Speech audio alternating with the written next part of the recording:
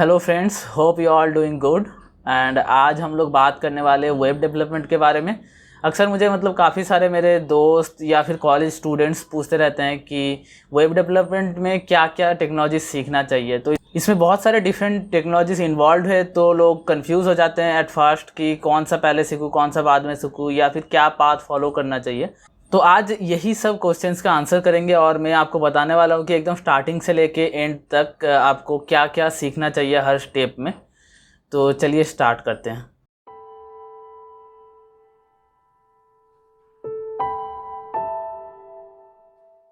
First of all, यहाँ पर दो तरीका हो सकता है वेब डेवलपमेंट सीखने का। आपको मोरलेस आपको आइडिया होगा कि यहाँ पर तीन मेन चीज़ें इन्वॉल्व है, फ्रंट एंड, बैक एंड और डेटाबेस। सो हम इसको दो तरीके से सीख सकते हैं। एक तो है कि इसको हॉरिजॉन्टल स्लाइसिंग कर सकते हैं और वर्टिकल स्लाइसिंग कर सकते हैं। तो हॉरिजॉन्टल में क्या होता है कि आप एक टेक्नोलॉजी को स्टार्ट करते हो, जैसे कि फ्रंट एंड का आपने कुछ स्टार्ट किया और आप कंप्लीट करते हो फ्रंट एंड को ही पहले स्टेप में। फिर बैक एंड अगर आपको सीखना है तो बैक एंड को कम्प्लीटली एक ही बार में सीखते हो।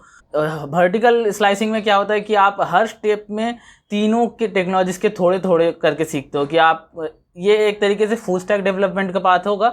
और जो हॉरिजॉन्टल स्लाइसिंग है ये आपको तभी करना चाहिए जब आप 100% श्योर हो, एटलीस्ट 80-90% श्योर हो कि आपको फ्रंट एंड डेवलपर ही बनना है। तो उस केस में आप कोई एक पाथ चूज़ करके बस उसी में कंटिन्यू कर सकते हो। बट इस वीडियो में हम लोग कंटिन्यू करेंगे वर्टिकल स्लाइसिंग वाला पार्ट है, आई मीन फुल स्टैक वाला जो पाथ है। अगर आप भी श्योर नहीं हो तो आपको भी आई वुड सजेस्ट कि फुल स्टैक वाला पाथ ही चूज़ करें और बाद में आप डिसाइड कर सकते हो कि आपको फ्रंट एंड करना है या बैक एंड करना है या फुल स्टैक ही करना है। तो मैंने मेनली इन सब टेक्नोलॉजीज़ को 3 स्टेप में डिवाइड किया है, फर्स्ट स्टेप, सेकंड स्टेप और थर्ड। और तीनों में हम लोग फ्रंट एंड, बैक एंड और डेटाबेस कवर करेंगे। तो फर्स्ट स्टेप में आपको HTML CSS जावास्क्रिप्ट तो सीखना ही है, इसका कुछ ऑल्टरनेटिव तो है नहीं। वेब डेवलपमेंट में आपको ये सीखना ही पड़ेगा। और इसके बाद आप थोड़ा सा बूटस्ट्रैप सीख सकते हैं, बेसिक जो ग्रिड का जो कॉन्सेप्ट है, कॉलम्स या बटन कलर्स, ये जो बेसिक कॉन्सेप्ट है बूटस्ट्रैप के, ये आप सीख सकते हो। इसके बाद बैक एंड में आप अगर जावा कर रहे हो तो जावा में आप स्प्रिंग कर लो, या स्ट्रट्स बोल के एक बिगिनर फ्रेंडली फ्रेमवर्क है तो आप वो सीख सकते हो। बट आई वुड सजेस्ट कि आपको दिमाग में रखना चाहिए कि आपको बाद में स्प्रिंग सीखना ही है, आप स्ट्रट से स्टार्ट कर सकते हैं। पाइथन में भी सेम कॉन्सेप्ट है, अगर आप फ्लास्क स्टार्ट करोगे लेकिन इवेंचुअली आप जैंगो में मूव करना ही पड़ेगा आपको। फ्लास्क भी काफ़ी अच्छा फ्रेमवर्क है, मिनी फ्रेमवर्क बोलते हैं, लेकिन इसमें सब कुछ इन्वॉल्व नहीं है। इसमें काफ़ी सारे चीज़ आपको खुद से ऐड करने पड़ेंगे अगर आपको कंप्लीट वेब डेवलपमेंट करना पड़े फ्लास्क के साथ। अगर आपको जावास्क्रिप्ट में करना है तो बैकएंड में आप नोड के साथ एक्सप्रेस यूज़ कर सकते हो। और भी काफ़ी सारे ऑप्शंस है जावास्क्रिप्ट के साथ, लेकिन मैं अभी के लिए एक्सप्रेस कंसिडर कर रहा हूँ। आप कुछ और भी स्टार्ट कर सकते हो। और इन सब बैकएंड टेक्नोलॉजीज को करने के बाद हो सकता है आपको फ्रंट एंड में थोड़ा सा अपडेट करना पड़े, क्योंकि आप प्योर HTML शायद ना यूज़ कर पाओ इन सब टेक्नोलॉजीज़ के साथ। जैसे कि जावा के साथ आपको थोड़ा बहुत JSP सीखना हो सकता है, और एक्सप्रेस के साथ EJS जो एम्बेडेड जावास्क्रिप्ट है, फ्लास्क के साथ जैसे जिंजा सीखना हो सकता है। इसका मेन कॉन्सेप्ट यही है कि आपको HTML को डायनामिक बनाना है, बट दिखने में वो HTML जैसा ही लगेगा, तो ज़्यादा टाइम नहीं लगेगा आपको सीखने में, आप कम ही टाइम में ये सीख जाओगे। अगर हम डेटाबेस की बात करें तो डेटाबेस में आप मोंगो या MySQL चूज़ कर सकते हो, बोथ आर फाइन, कोई प्रॉब्लम नहीं होगी आपको।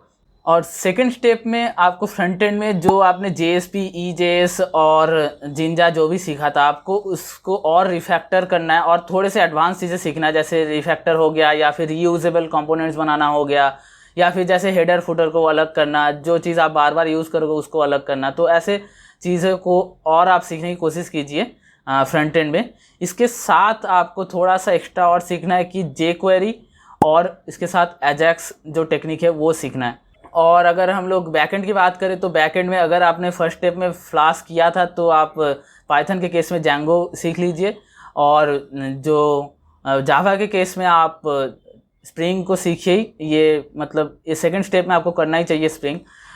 और एक्सप्रेस तो है ही जो JS में है, तो उसके लिए को आपको कोई दिक्कत नहीं होगी। इन सब के साथ आपको जो ऐड करना है सेकंड स्टेप में वो है ORMs। ORM क्या होता है? ऑब्जेक्ट रिलेशनल मैपिंग, एक टूल है बोल सकते हैं हम।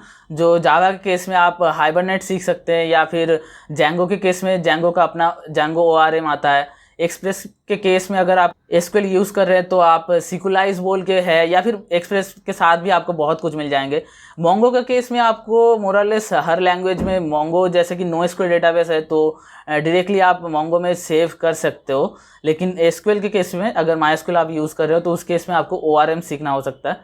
तो ये रहेगा बैकएंड के सेकंड स्टेप में। तो डेटाबेस में आपको बस मोर टेबल्स ऐड करना है, मोर अगर आप ये मोंगो यूज़ कर रहे हैं तो आपको ज़्यादा डॉक्यूमेंट्स या फिर कलेक्शंस ऐड करना है ताकि आप उसको और अच्छे से हैंडल करना सीख पाओ।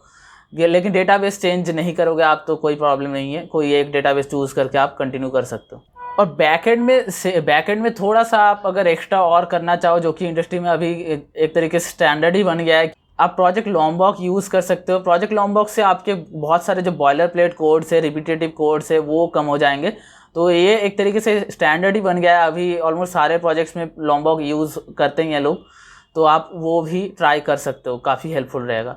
तो सेकंड स्टेप में आपका जो भी मैंने बताया ये सब अगर आप कंप्लीट कर लोगे तो आपके पास ठीक ठाक 2-3 प्रोजेक्ट होने चाहिए, और इसके बाद तो आप अच्छे खासे जॉब के लिए भी अप्लाई कर सकते हो फुल स्टैक डेवलपमेंट में, अगर आपने सेकंड स्टेप तक ठीक से कंप्लीट कर लिया। ठीक है, अगर आपको वीडियो पसंद आ रहा है तो प्लीज़ लाइक कीजिए वीडियो को और मेरे चैनल को सब्सक्राइब कीजिएगा। और let's move on to the third step में हम फ्रंट एंड को भी और थोड़ा सा अपग्रेड करेंगे। फ्रंट एंड में आप एक कंप्लीट फ्रेमवर्क या लाइब्रेरी की तरफ जा सकते हो, जैसे रिएक्ट, एंगुलर या फिर Vue.js सीख सकते हैं। और ये जो फ्रंट एंड फ्रेमवर्क से इसके साथ मेनली आपको बैक एंड में रेस्ट API सीखना पड़ेगा। ये मतलब मेजर कॉन्सेप्ट यही होता है कि रेस्ट API से ये कम्युनिकेशंस होते हैं सारे। तो अगर आप जावा कर रहे हो तो जावा के इसमें आप स्प्रिंग बूट कीजिए। आपने अगर एजैक्स का प्रैक्टिस किया होगा तब भी आपने थोड़ा बहुत रेस्ट API प्रैक्टिस किया ही होगा, थोड़ा सा आपको टच करना ही पड़ेगा। और एनीवे थर्ड स्टेप में आप थोड़ा इन डेप्थ रेस्ट API में ही फोकस करोगे, और एक्सप्रेस के साथ भी आपको ये कॉन्सेप्ट मिल जाएगा, और जैंगो के साथ भी जैंगो रेस्ट फ्रेमवर्क मिल जाएगा आपको। और डेटाबेस के केस में आपको क्या करना है, अगर आपने फर्स्ट स्टेप में मोंगो चूज़ किया था तो इस स्टेप में आप माइस्क्यूएल चूज़ कीजिए। अगर आपने फर्स्ट स्टेप में माइस्क्यूएल चूज़ किया था तो अभी आपको मोंगो करना है, या फिर आप दोनों को कंबाइन कर सकते हैं। ऐसे ये बहुत ही यूजुअल कॉन्सेप्ट है। अगर थोड़े से प्रोजेक्ट बड़ा होता है तो उसमें 2-3 अलग अलग डेटाबेस यूज़ होता है, तो इसमें आप दोनों ट्राई कर सकते हो, या फिर आप कुछ एक नया डेटाबेस ट्राई कीजिए, पोस्टग्रेस भी ट्राई कर सकते हैं आप। यहाँ तक अगर आपने कंप्लीट कर लिया तो आई वुड से मतलब आप अच्छे खासे फुल स्टैक डेवलपर बन गए। आप कोई भी प्रोजेक्ट के साथ मोर और लेस कंफर्टेबल होंगे, और जॉब भी मिलने की मतलब 100% चांसेस है अगर आपने ठीक ठाक से ये सब कर लिया। और इसके बाद भी कुछ चीज़ें हैं जो अगर आप एक तरीके से आप अगर कंप्लीट प्रोडक्ट बनाना चाहते, कोई स्टार्टअप के लिए प्रोडक्ट बनाना है, तो उस केस में 1-2 चीज़ें और एक्स्ट्रा है जो कि हमने अभी तक कवर नहीं किया है। और अगर आप कॉलेज में हो तो शायद आपको ये सब चीज़ों के बारे में इतना बॉदर करने की ज़रूरत है नहीं, लेकिन ये इन सब चीज़ों के बिना आप एक कंप्लीट प्रोडक्ट नहीं बना सकते। जैसे कि हम जानते हैं अब वेब डेवलपमेंट में एक वेबसाइट को हम लोग कैसे विजिट करते हैं, एक जो होता है जैसे google.com होता है ना, इसको बोलते हैं एक डोमेन। तो एक डोमेन को सेटअप करना आपको आना चाहिए, ये होगा एक और जो बोनस स्टेप में से एक होगा डोमेन सेटअप करना। सेकंड चीज़ होगा कैशिंग, जो आपने अगर अभी तक सब कुछ लोकल होस्ट में किया होगा या फिर आप कॉलेज के प्रोजेक्ट बना रहे होंगे तो आपको कैशिंग को लेके इतना आइडिया नहीं हो सकता है एट फर्स्ट, लेकिन आपको इवेंचुअली कैशिंग सीखना ही पड़ेगा ताकि आप माइस्क्यूएल से और बैकएंड से आप लोड कम कर सको। तो कैशिंग में एक स्टैंडर्ड है कि रेडिस ही यूज़ करते हैं ऑलमोस्ट सब प्रोजेक्ट्स, और ये सब लैंग्वेज के साथ भी कंपैटिबल है, तो आप रेडिस को सीख सकते हो कैशिंग के लिए। और एक चीज़ है सर्वर, जो कि सर्वर होगा कि एक लैपटॉप या एक कंप्यूटर ही समझिए आप, एक स्पेशल कंप्यूटर जो कि ऑल द टाइम रन करेगा और उसके ऊपर आपके प्रोजेक्ट को रन करना है। तो आपको सर्वर सेटअप करना भी आना चाहिए अगर आप कंप्लीट प्रोडक्ट की तरफ जा रहे हो। जैसे कि एक बेसिक बेयर मिनिमम बताऊं तो आपको फायरवॉल सेटअप करना आना चाहिए या फिर प्रोजेक्ट डिप्लॉय करना आना चाहिए। तो जो फाइनल पिक्चर होगा वो ऐसा कुछ दिखेगा आपको। एक होगा डोमेन, उसके बाद आपके फ्रंट एंड टेक्नोलॉजीज़, उसके बाद बैक एंड में पहले आएगा कैशिंग, उसके बाद आपके बैक एंड में जो भी फ्रेमवर्क वगैरह है वो लॉजिक्स, वो बिजनेस लॉजिक वगैरह बैक एंड में आएगा। उसके बाद आएगा आपका डेटाबेस, और ये जो सब कुछ हमने बिल्ड किया है ये सब कुछ रन करेगा एक सर्वर पे जो कि एक कंप्यूटर है।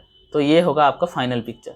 होप वेब डेवलपमेंट के रिगार्डिंग आपके जो कन्फ्यूजन थे वो क्लियर हो गए होंगे, और आपको अभी भी कुछ क्वेश्चंस है तो आप कमेंट करना मत भूलिए। तो मैं आपको ट्राई करूँगा कि कमेंट पे आपको वो आपके क्वेश्चंस का जवाब दे दूँ। और वीडियो को आप ज़रूर लाइक कीजिए और मेरे चैनल को सब्सक्राइब कीजिए। Thank you for watching, see you in the next video.